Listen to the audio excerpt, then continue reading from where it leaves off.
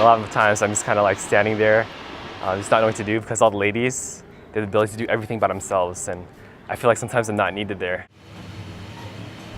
And it's just really interesting just sitting there and just spending time with them instead of just doing a lot of things. And I think in that I've learned a lot about being humble.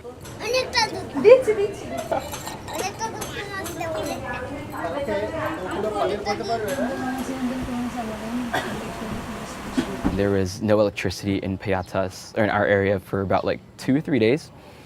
And the last day, like we got home late, I was hungry, I was tired, it was hot, there was no electric fans, and I was like, Nico, oh my gosh, like I'm so frustrated. And Nico was like, okay, let's pray to God to fix it. I was like, wait, Nico, let me sit in this tension. A question that I think I've been asking like since the beginning is like, why? No matter how hard they work, they're still in this predicament. And as much as I thought I was supposed to be here to make a difference, it's actually making a difference in my life in understanding what faith meant. Like when we come here, they really worship, they really understand what this faith is because they're coming from nothing, still having nothing, and having more fervent faith than I ever have when I have many things. And then the electricity came on the next day, and our neighbors, they were shouting and screaming like, the electricity came on, the electricity came on.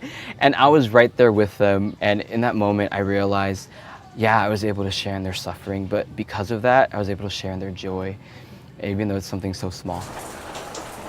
So my site partner Coral and I live with Ate Anna. She has a 3-year-old son, Michael. We do everything with her. We'll wake up in the morning, have devotional, we'll go to Bible studies with her. So that's just been a great gift of not only doing ministry with her, but living with her, and how kind of those two things aren't separated from one another.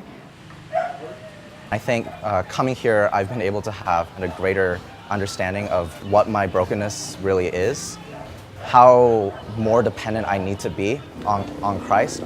In America, there's so many things that I can just go back to and just be comfortable in, and say that this is something I don't need to be dependent on God, because I have this comfort, I have this sort of safety net, but that doesn't heal the brokenness that I have.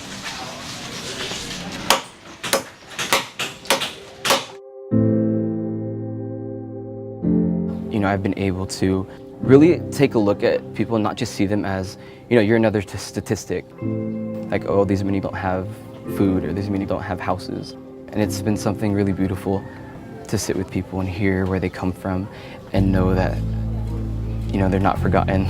So it's just like learning to be present with people. And I think that's what I want to teach my campus, is that let's be present with the people in our dorms, the people in our classes, because you never know the type of relationship that will come out of that, where God could really speak to those who may not know Him.